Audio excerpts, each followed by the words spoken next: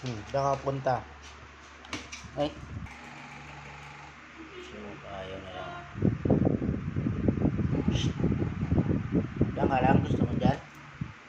Gusto mo dyan? Ayaw mo tabi? Ito ka sa upuan, oh. Uy. Ayaw niya.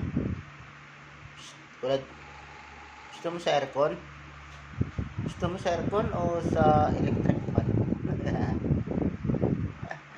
Electric fan o aircon? Ano saan gusto mo? Uy. Mukha. Saan gusto mo? Uy. Ano ba gusto mo sa aircon o sa ano? Sa electric fan? Saan ang gusto mo? Sa aircon? Sa electric fan? Ay, ayaw pa mo?